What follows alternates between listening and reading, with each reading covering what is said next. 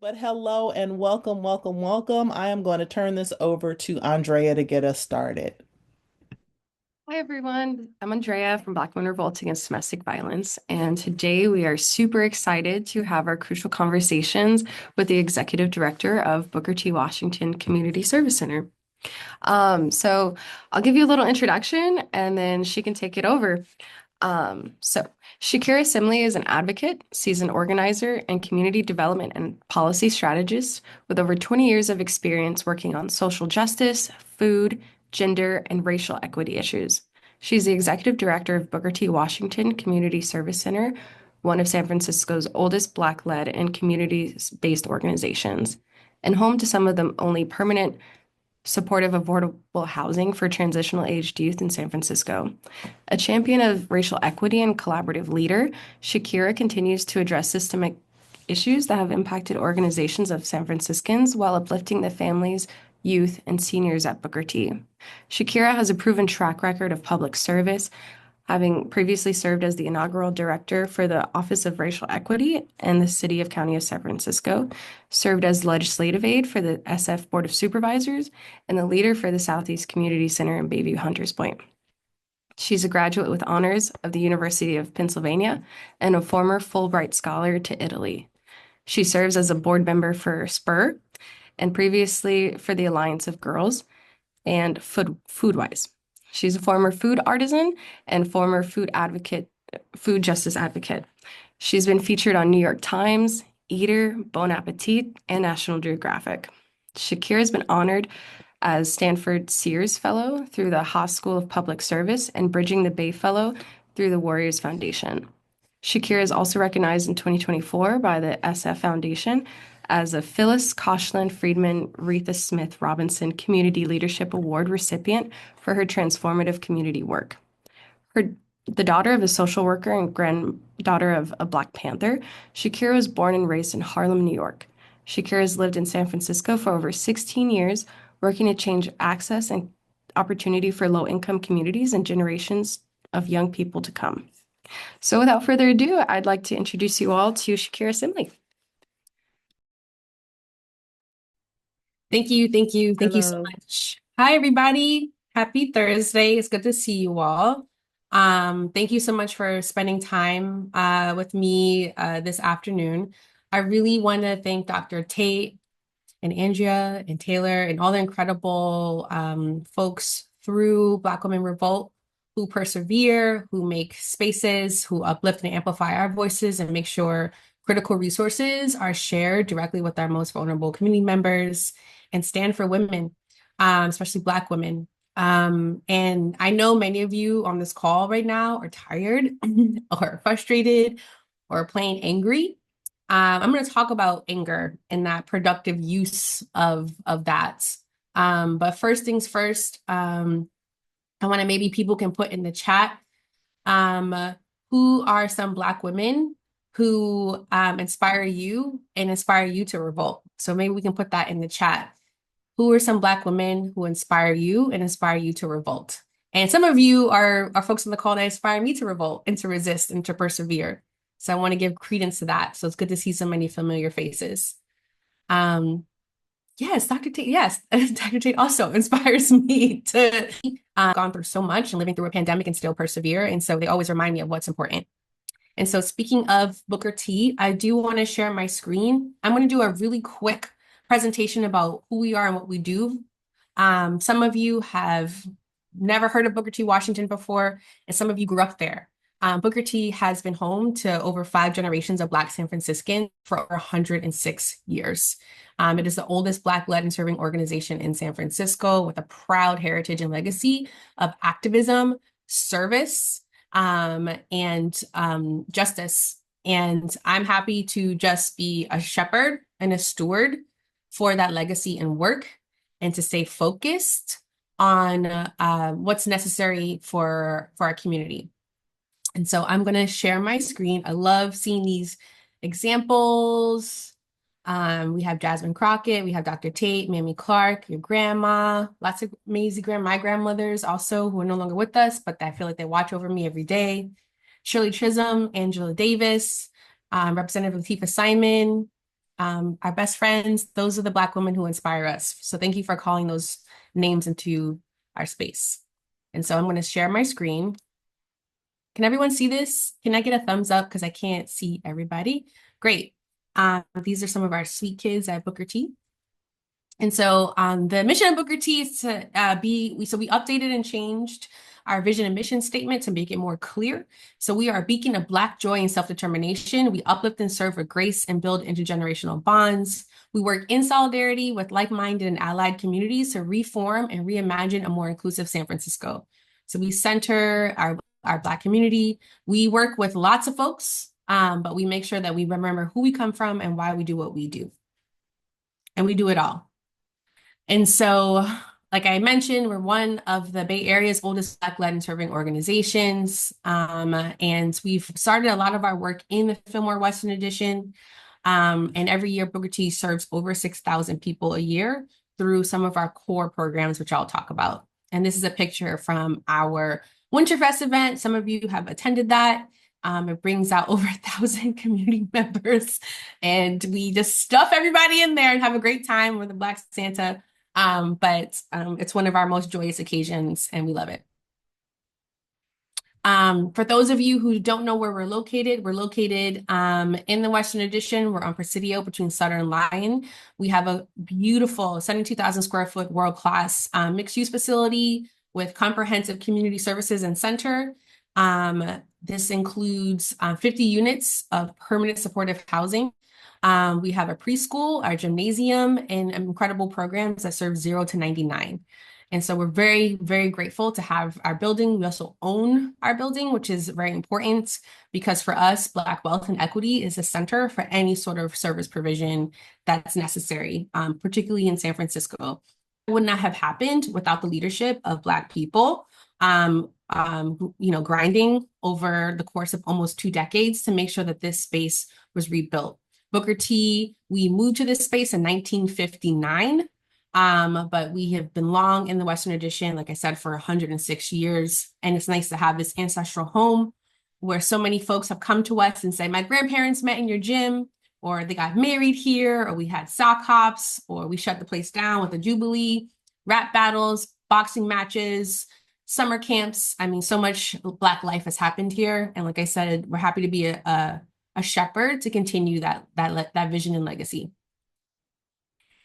We have several programs at Booker T that I'll go over. We have daily programming for over 190 youth across our K through 8th grade, our teen and TAY programs. So we say we serve from K to TAY. So through those programs, we have academic support, mental health services, case management, after school, summer camp, and a whole host of family services. We see our littles every day.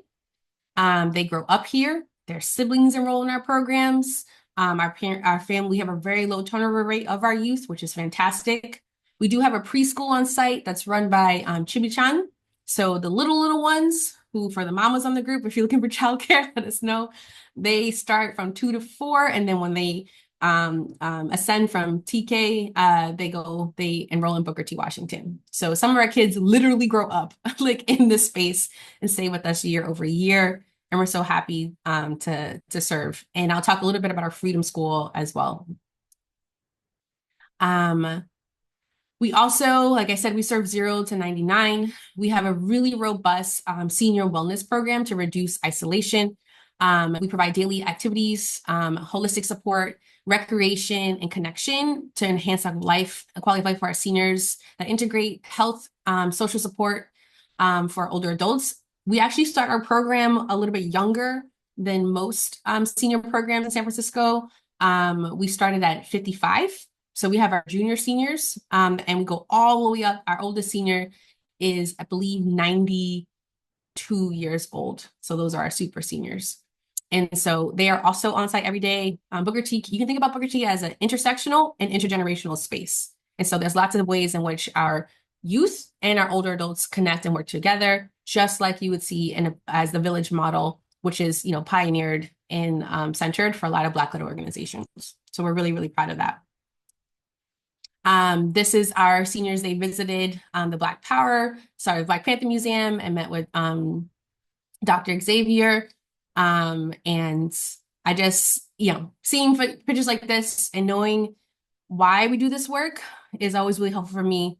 Also, when I'm feeling discouraged or, feeling disoriented, I'm so happy that I can talk to our seniors every day. And they provide a lot of perspective, right? Like, girl, we've been here before. What are you talking about? Get it together. So I'm really grateful for that. I also recommend everyone make older friends with people who are at least 20, 30, or 40 years older than you. That's been like a lifesaver for me, especially during this pandemic. So that's a little piece of advice. One of our most popular programs is our Black food sovereignty work called our Food to Freedom program. We feed over 2,200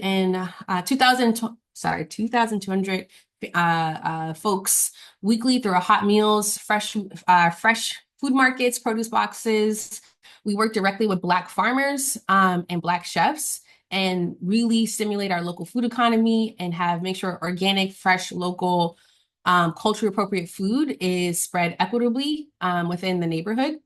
And so that's been a really powerful program. Every week, over 1 ton of food arrives at Booker T, Washington. And we've been able to share that not just on our site, but through other public housing sites. And we're expanding given the closure of the Fillmore Safeway. So fighting for solutions for better infrastructure for the neighborhood is a big policy priority for us.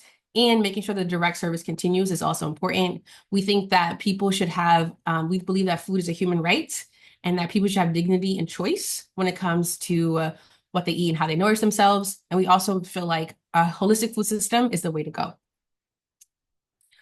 So that's one of our volunteers helping set up our Friday market, which happens every week. As you can tell, it's a client choice market. Our folks have a lot of beautiful options and it changes seasonally as well. And so it's a really great community builder for us at Booker T. One of our most important programs, in which this is where we intersect with Black Women Revolt, we have our Be Safe, which is our Black Safety, Access, Freedom, and Equity program. And so we support individuals and families with mental health services, one-on-one therapeutic supports with our on-site Black therapists. We provide housing support and stabilization, barrier removal, and referrals. And we also focus on holistic well-being through grief workshops, group counseling, Black caregiver support, and also working with several of the organizations on this call actually when it comes to referrals related to community-based or domestic violence. And so that program is something I started, including our food program when I came to Booker T over 4 years ago, and it's been essential because what happens at organizations that focus on the individual client, but not understand what's happening from an environmental perspective. And so Be Safe allows us to kind of root in with our families and provide support on a more holistic level. And then centering Black healing strategies to do that. I also mentioned that we're one of the few Black owned and led permanent supportive housing providers in San Francisco. So we have 50 units of housing on site. And, we're really proud of this. About half of our units are for transitional age youth. So that's for young people who are exiting the homelessness system or out of foster care. Those referrals come directly from the Department of Homelessness. And then the other parts of the other 25 units are for low-income families and seniors. And so those referrals come from the Dahlia system. And so I'm constantly wrangling with the city to make sure that the housing that we provide is dignified. And it's a really desirable place to live because of the services that we provide. This is just a couple of things when we talk about our young people and what we've been able to do. Every year, every kid at Booker T gets over 900 hours of academic tutoring and support. A lot of our kids, they go on to college, they go up to high school, they're on the honor roll, they learn to read, we close a lot of gaps. And we also provide direct financial support for our families who need it. These are some of our amazing scholarship recipients. Last year for our Lift As We Climb scholarship, and so we're really proud of them. Some of our kids go to Howard, Tuskegee, and we're just really proud of you. I'm proud of them. And then when I say these are some of the young Black women that inspire me to revolt and to persevere, this is who they are. Very quickly, we are launching our Freedom School through the National Children's Defense Fund this year. We're going to be centering our program and evolving it to make sure that we center our Black cultural studies with empathy, awareness, and critical thinking and cultural pride. Freedom School started back in the day in 1965 with Mississippi Freedom Summer, where community centers and churches and back porches became spaces of learning, and folks can see themselves reflected in curriculum. And so we're going to be integrating our social justice and leadership work, STEAM activities, literacy and communication, and critical thinking to uplift our youth. And we're really excited for this work. We've been working for over a year to make this happen, and happy to do this work. And so this is just a couple more things about us, but I do want to leave more time for, so that's just Booker T in a nutshell of what we do. We'll be happy to share additional details about any of those particular questions. But before I take questions from the community, I wanted to share something that's been really sitting on my heart with folks, and something that I'm reminded of and kind of doing this work and how. And one of the things that has been, I'm looking for the article I want to share with you all. So there is a Black woman philosopher, and her name is Maisha Cherry. And a couple years ago, she published this book called The Case for Rage and Why Anger is Essential to Anti-Racist Struggle. And so I'm going to put the article in the chat because I would love for folks to read it. And in her book, Dr. Cherry talks about there's different types of anger and rage. And as women, we are often socialized to not be angry, to not, that anger is something that is resolved for men, that we are trained to be soft, and we are trained to be nice, and we are trained to control our emotions. And this is particularly true for Black women, and how we're able to navigate spaces. And many of you on the call also understand that once you come out of line or you express that anger, you get typecast as an angry Black woman. Well, I'm here to tell you that anything that's ever happened or pushing forth any sort of social movements in the United States, it's because of an angry Black woman was at the helm, right? She was pissed off, and she decided, you know, as Dr. Tate is leading this, to revolt, right? And so we can't forget that that can be used as and directed in a way that can be transformative. One of the things that she brings up is, and what inspired her to write this book was an essay, and I really hope you all also read it, was from Audre Lorde. And Audre Lorde in 1981, she gave this speech at the National Women's Association, and it's called The Uses of Anger, Women Responding to Racism. And the way that she talks about it is like, in order for us to be effective in this gender-based movement, is we do have to harness our anger in a way that will push towards anti-racist struggle. And we can't necessarily just hold white women in their guilt and fear. We have to make room for women of color, especially for Black women, to express how they're feeling and to hold that, and then also to target that towards our specific actions as a social justice movement. And so reading Audre Lorde's words, I'm going to share this with you as well. Just give me a minute. Sorry, folks. And in the conference, I can just imagine just sitting in the audience and just listen to her call in the women in the room, and why all these microaggressions being talked over, ignored, being dismissed, that leads to our existing feelings when we're trying to fight the issues that impact us the most. And so I want to just give these two resources to think about how we meet the moment. And I want people to move in a way that feels sincere to them. I'm not here to tell people what to do. I'm only one Black woman. I feel like there's lots of room for different types of leadership. One of the things that we talk about at Booker T and how I run my organization is that I feel like there's we come from a pretty collaborative space internally, and we cultivate leaderships. So that's multiple. One of the things I always talk about, if I am kind of climbing this like really broken ladder, that to always bring people up with you. And that's something that we talk to our youth about, and that's at a federal level and also level. And we're having to kind of navigate these like murkier waters. But me helping myself find my why and being clear about what's sitting in my chest, and then thinking about where I want to direct that and who's the real enemy. I think these two essays and this, this black feminist lit, I always go back to the literature, has helped me define that. And so that's just a resource for you all to think about. And then also I want to say that, Booker T, we've had our doors open through the pandemic.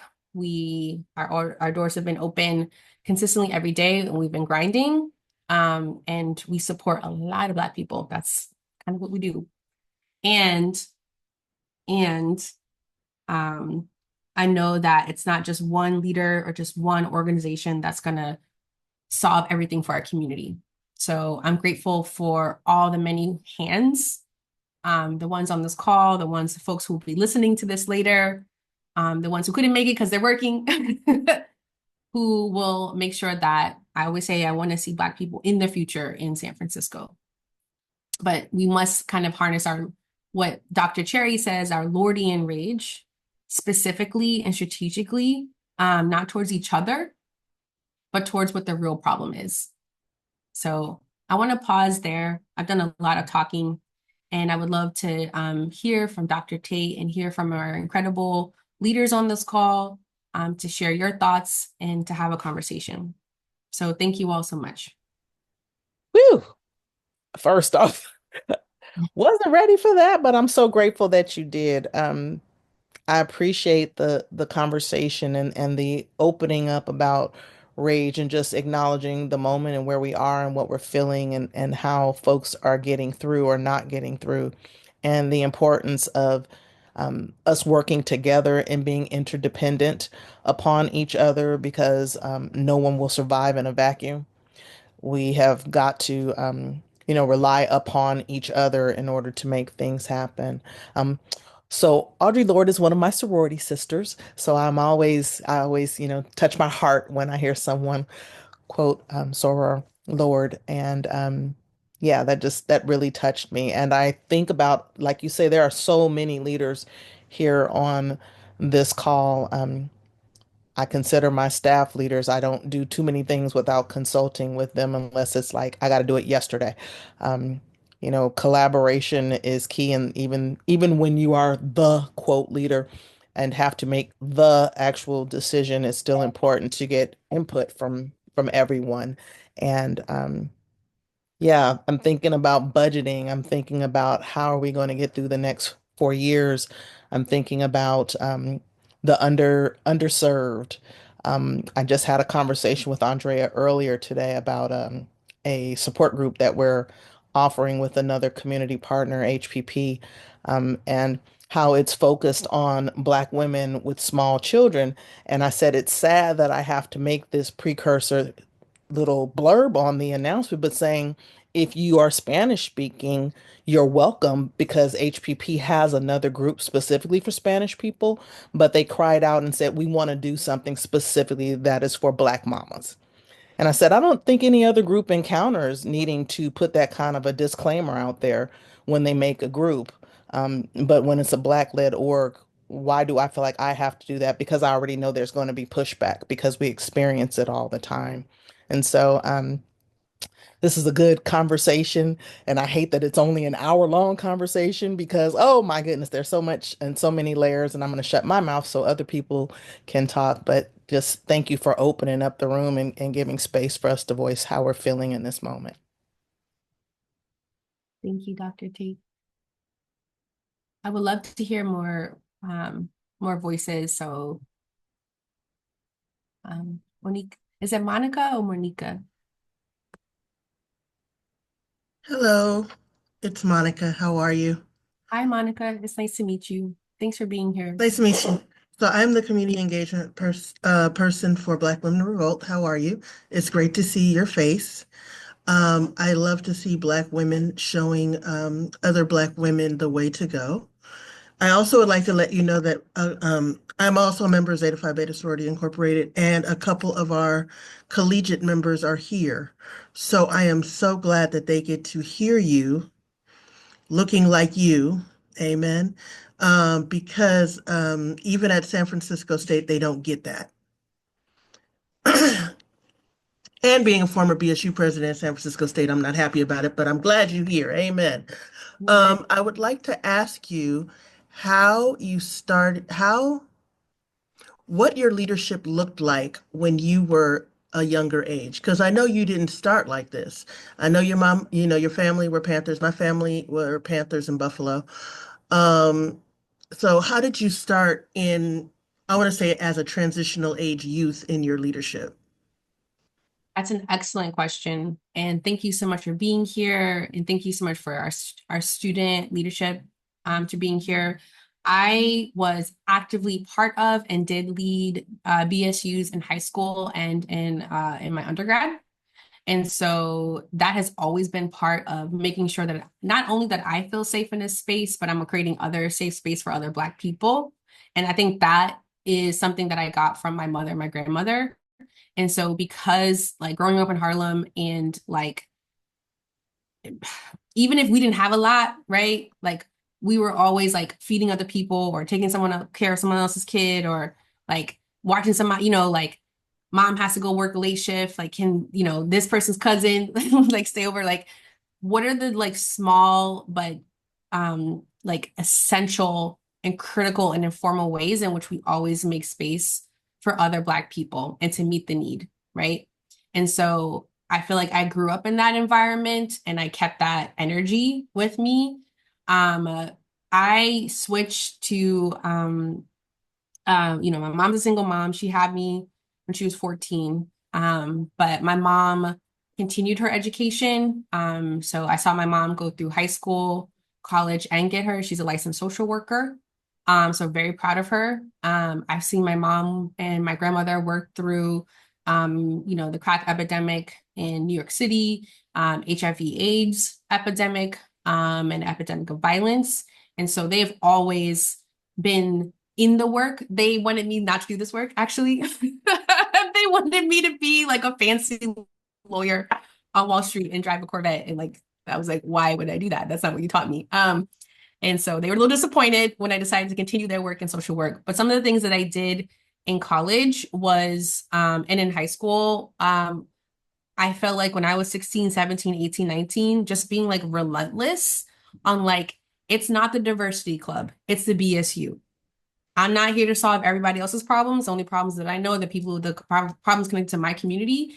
And so in high school, when they were trying to change our name, I was like, right? And speaking truth to power, even to older white people, right?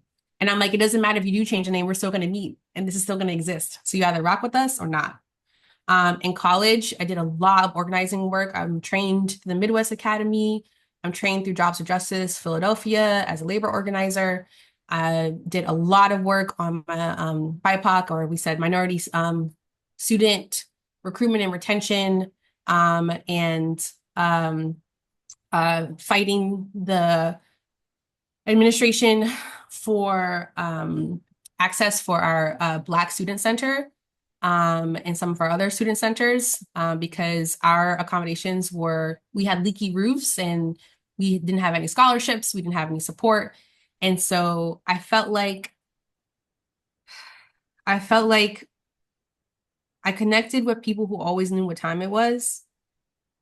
We understood the risk, but we did it together. And there was always work to go around.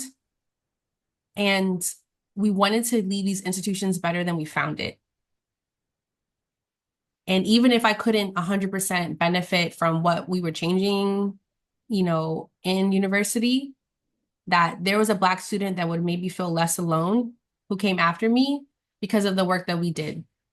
And I really try to keep that perspective. Even, there was a lot of personal attacks. My academic advisor is like, look, they're going to try to put you on probation. Even like, there's different ways in which these like white supremacist institutions would try to like change and shift in order to like dismantle power from students. We see that happening right now, especially with our Palestinian brothers and sisters.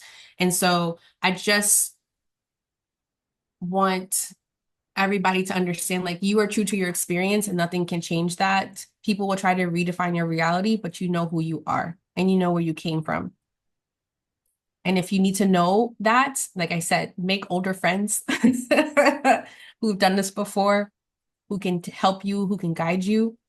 And like, the youth will set us free. 100% agree with that. And there's so much work that we've done at Booker T. There's so much future work I want to do at Booker T. I want to start like our youth leadership council in the next year. Like, there's just so many things that I feel like I'm like, I still have energy. Like, I want to make sure this happens for our young people. But our young people set us free. You guys are already in those spaces. You can shape those institutions. They need you. You give legitimacy to these institutions based on who you are and your talent. And so never forget that. And then being part of this incredible history of, you know, being part of a Black sorority fraternity, you already have the, you know, you already have the affirmation. You already have brothers and sisters who already have your back. You know, you're not starting from scratch. So that's what I'm proud of myself for the 17-year-old. My mom was like, you actually do have to graduate, so get your fucking shit together. I'm sorry for cussing, Dr. Kate, but which I did with flying colors. And you know, I'm out of my studies, but I was, you know, it's a blessing for us to be able to go to school. Like, my great grandmother like couldn't read. We can change these spaces, and our education is our keys to the world. And it's okay that we see ourselves like in that education. And that's one of the reasons why I've been really intentional about us starting our Freedom School. That's a really long-winded answer. I'm going to shut up. It's absolutely perfect. Sorry. Everything you said is what our young people, and by young people, I mean children of all ages, need to hear. We're supposed to be chilling, but I've noticed that in our chill zone, we created a whole college on TikTok, so we don't even know how to do that right. So this is kind of the stuff that we need to hear. So thank you. Thank you. Shakirah, Hi. it's Michelle. Hi. I'm proud of you too. So I'm gonna start there. I'm proud of you. It's mutual. Thank you so much. So I just want to know, what is the happiest part of your job post, pre, and after, or however you said, the pandemic? Like, you would do this all the time, that happy moment. Because I look for those when I be getting mad. I said, you know what? I'm not even going to play with you. I'm about to go to Howard graduation, the largest in the nation. And that was class of 2020. Thanks to you. Like, that collaboration and your space and all the stuff. Like, but what is yours? Because I never asked. Oh my God. That is such, first of all, I want to give you your flowers for just being such an incredible advocate for our youth, for our community for so long. And like, I don't know, there's so much that we do that's intangible, but I see you and I honor you. I think that's a great question. What are my happiest moments are the smallest ones. Well, one thing I'm like, y'all not gonna kill me, and y'all not gonna steal my joy. I'm choosing to do this. So, and I want to keep choosing it. And I think for leaders, you have to keep choosing, right? I think when our kids are like confident and they've learned to read and they do their first like either like poem or they can read their first book, I'm like, oh my God, it's working. When I see our kids maybe go through some insurmountable grief, but they still finish and they come and they knock on my door, Miss Shakirah, and they pass me their college acceptance letter. When we are able to hand over house keys to a mom who's maybe been in her car or couch surfing for a while, and she just like, she's gone from struggling with the system to picking out bed sheets for her kids, and that type of sweetness is when I feel like that's when I'm happiest. And then also when I see our staff like just in their groove, like in their flow, right? I'm like, y'all don't need me. I feel those are the moments I feel happiest. And then also for our seniors, like when they can continue to raise the neighborhoods in which they built, I think I can't ignore that legacy. Like when they have another birthday, right? And they have another birthday because we've been looking out for them. So that's a really wonderful question. So thank you for asking me that. And I would love to hear other sweet moments from other people of when they know that it's working.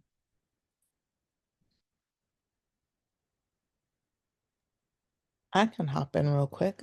I had a former student of mine because I used to be a preschool director in a whole nother life, and had one of my former students meet me recently, and they had some family transitions, and the household had experienced domestic violence, and she did an interview with me, and she's about to graduate next year, so she's, starting to look at career things and looking at schools, and she asked me the question. And she says, if you weren't doing this, what would you be doing? And my heart fluttered immediately. And I was just like, first off, if I could lose my job because that would mean that we have eradicated domestic violence, I would happily be unemployed.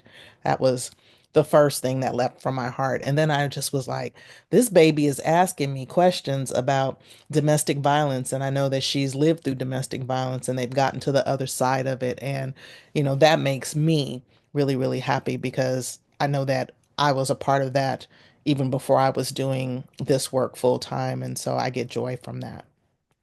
Now Mhm. let's else speak. Yeah. Thank you, Rebecca, do we want to hear from you? Rebecca. Hey everybody. Oh, I got called on. Um, sorry, I'm in my car, but this was too important. Restorative justice event in there. I'm in my car with you guys because this is where um I need to be. So I think what I want to pull up and what brings me joy, especially in and during very stressful times. And I want to share with this group that someone inside said that the next 4 years might be like the pandemic in that it's going to be really tough times in that sort of way. And for us to figure out how to be resilient and maybe tap into how we sort of made it through that sort of thing to be through our next sort of like few years. So I'm just offering that. Um, but for me, I think coming more and more, what I see, what brings me real joy are spaces where I can come like this, where I see myself reflected Mhm. in my work and everything. It is systemic and it's sometimes structural and sometimes organizational. All those microaggressions that Ms. Shakirah shared with us, they're very tough. The work is already really hard and emotional, but that makes it like even more. And so, but when I'm in these spaces and with my people and our people, and I don't mean that just by color, but Black women, yes. Like I'm tired of making an excuse, and this it brings me joy. Like I want to believe that there is a world and a time and place where our voices matter, we matter, and we like are seen. And you saw me. I didn't even have to raise my That was like a perfect example. Like I'm in this space with all these beautiful people and you all see me. And so I want to lift that up and just encourage all of us to keep creating those spaces, like where we can truly be who we are. And thank you guys for this, always inviting me to this very crucial, important conversations. Seriously. And Shakira is my hero too. And I'm like, fangirl on Miss Shakira though, also. It's mutual, Miss Rebecca. You know what time it is. We honor you. We do see you. We see you all the time in the ways in which you moving behind the scenes and making sure you're pulling resources for our folks and fighting those invisible battles, but continue to show up fully. And that's just what I want for our folks. But what does this time require? One of the conversations we've had internally at Booker T is like, this is a time for grit. It's grit. it's grit, right? Like we can hold multitudes. Like we can be kind, right? Because that's a big thing. Not nice, but kind. I'm a New Yorker, right? So we're not nice, but we're very kind, right? So if you're pulling your baby stroller out of the subway and you're trying to get up the 2 flights of stairs, I want to help you because I'm kind. But if you're blocking the door, I want to tell you to move out the way. So, but I feel like this is a time for kindness, this is a time for grace, and this is a time for grit. Like, what are we gonna dig our heels into? We talk about being resilient and, I feel like resiliency is a part of it, but I'd rather be more adaptive and nimble. Like how do I can shift and change and pivot to meet the moment rather than just getting my butt kicked over and over and over again and being able to take it, right? So um that's what I'm trying to learn. I don't know, I don't have all the answers, but what I'm just trying to share with you all some of the reflections I have. And then one thing I do want to uplift because I'm excited about it. I'm turning 40 this week, and it's a blessing to age. It's a blessing to have a birthday. The women in my family don't get older. And I'm just approaching the fourth floor as, what I have a calling. I want to meet the moment, and who am I going to do that with? And how am I going to be asked to be held? And what else do I have to learn? And respecting the women, the wisdom I've already gained, because that's legitimate too. So that's where my head is. I'm gonna call Sheba. I was Trying to hide I over was gonna say you don't look any older than 25 or 20 or 18 to me. So congratulations on that. Yeah, it's been an amazing conversation that you're leading with us today. I really appreciate the work that you're able to do with us. Maybe talk a little bit more about some of the work you're doing in terms of food advocacy work here in San Francisco, specifically to really be responsive to culture and people's needs and diets and whatnot. I'd like to hear a little bit more about that. Thank you so much, Sheba, for just for you. Also, Black don't crack, and it's the same. Like Black women are ageless. And yes, I've been doing food justice work since I was 19 years old on a local, state, and national level. I have the honor of serving on and co-leading a coalition with Sheba, with Glide, and several other BIPOC femme-led organizations called FACTS. It's our food agriculture coalition towards sovereignty. Some of the work that we're doing is trying to make sure that food remains a human right in San Francisco.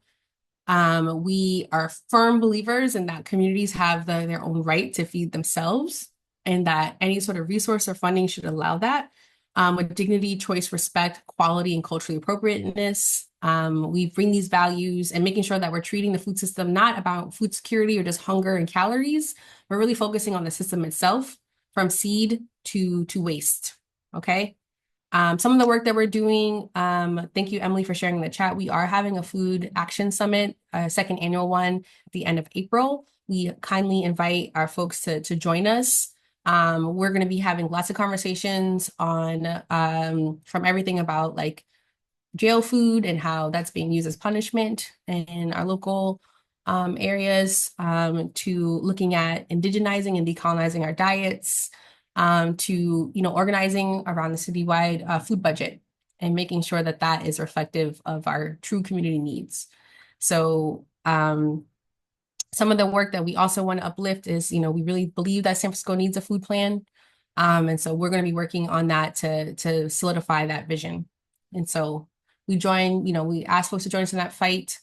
I think people take food for granted, and that's the first system that is broke in the pandemic and is going to continue to break, given the issues with climate change, water, right? Our next fights and wars are not actually going to be about oil, it'll be about food and water. And so we're not ready to meet that challenge, unfortunately. There's no infrastructure to meet that need in San Francisco. And so I really want to make sure that folks, get ready to stay ready. So That's the work we're doing through facts. I've done a lot of food writing, done a lot of food justice work, passed, statewide bills. I work with food organizations, but it's time for it not to just be with a certain type of advocate. I think everybody eats, and that's what I want to let everyone on this call to know. And there's lots of intersections between what you all do, right? And our food justice movement. So thank you for that question. Dr. Tate did ask me to make sure that folks can be in touch. I'm going to put my email in the chat. If we are looking for specific referrals for our senior wellness program, our K-to-Tay work, if you wanted me to put you in touch with our preschool or get access to our Be Safe program, I want to make sure that people can tap in. And so I'm going to put my information in the chat and make sure that folks can be correctly routed for referrals. And then also we ask, if we can refer to your organization, please let us know. So we have this continuum of care. One thing that I'm really adamant about is warm handoffs, but we hold our people through the whole process. So many folks come to us because they've been traumatized about their city processes or other organizations that don't see us or see our people or have the cultural competency to meet that. And so we want to work with the folks who know us and can take care of us and hold us through when we're transitioning from violence, when we're trying to find a new place to live, when we're trying to protect our kids, when we're trying to keep our elders away from abuse. Please help us do that. Like I said, there's not one leader or one organization that's going to make that happen. It's all of us. So I'm going to make sure that you all have that. Thank you for adding this, and we will definitely be following up with folks to make sure that anybody on this call gets this information along with the recording, because I see Rebecca's phone is getting down to the wire there, so we want to make sure she can see the end of this, because we do everything for Rebecca because we love her. Nah. We do. I just wanted to add a little comment for the group around the food program at Booker T. Pam, Tay, and I, and a couple other people from a group of us went to go visit.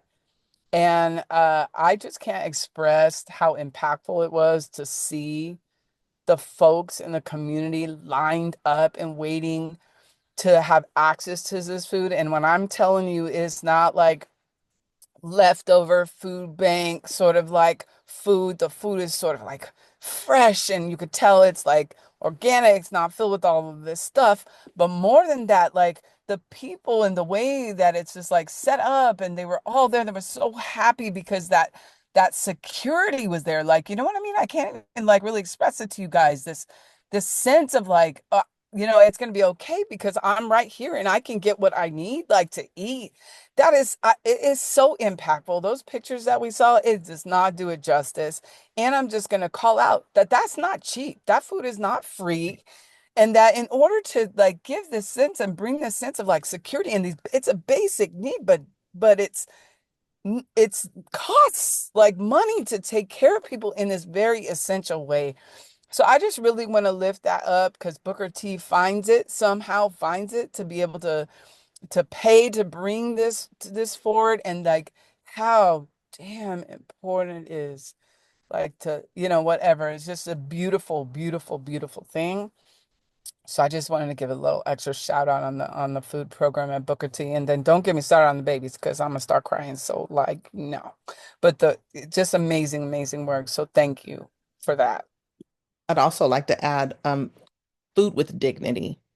I think so many times that we have giveaways around the city. We have, and I've spoken to Black families who are just I'm not getting in that line. I'm not getting ready to fight over, bad food or whatever, or food that doesn't seem like they even really want me to have it.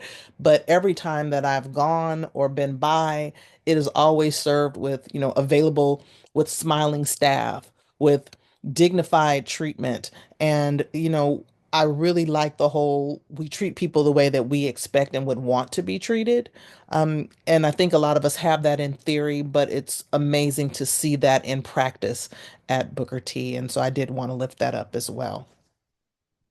Thank you. Thank you. I think service, hospitality are key parts of our mission and how we do things. And like I said, that kindness and that grace, it goes a long way.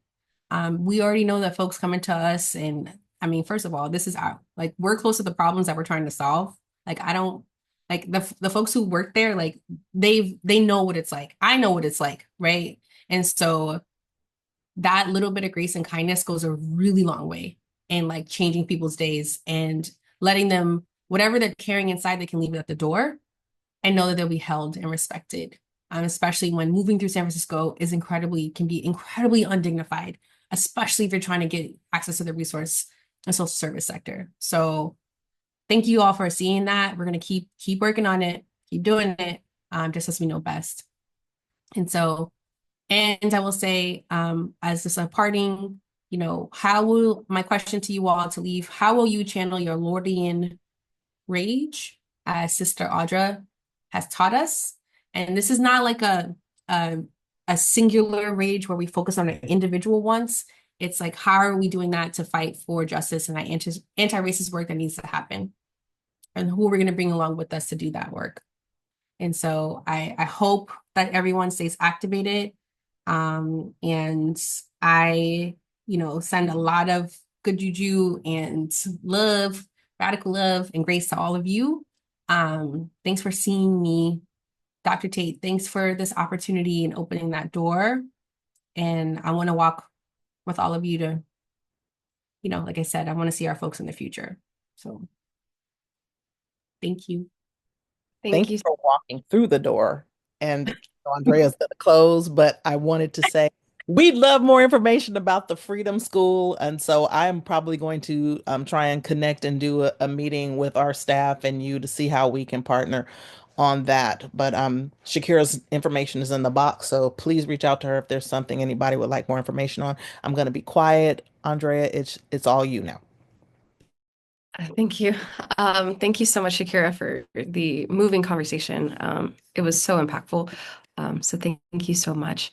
Real quick before we go, I will share the recording as well as all the links that you have shared as well to our audience that hasn't been able to join, but I also just in the chat, just like bombed a bunch of events that we have coming up for the community, various things, and you'll probably see a couple of emails as well following up with that. But thank you all so much for being here today and sharing your insights. And Dr. Tia has something else to say. Photo time. You almost forgot the monthly photo. We take pictures because we like to submit them to our funders so that they know we actually did what we said that we're doing, and so that they can see people are actually on and we just didn't have a party by ourselves. So if you all can open your cameras, if not, it has your name, and we are going to go on and take a snap because we like to please our funders. They make it possible for us to do these things, and so. I thank y'all for being with us. And I'm going to say 1, 2, 3. And if we can all give a little smile and say Happy Women's Day or Happy Women's Month. 1, 2, 3. Happy Women's Month. Yay! And then our last one will be Happy Birthday, Shakirah. Oh. Happy birthday, Shakirah. Happy birthday, Shakirah. All right. Thank you all for joining us. I'll pass it back to Andrea. Thank you all so much. And I hope you guys have a great rest of your day. Thank you for joining. Bye. Thanks, y'all.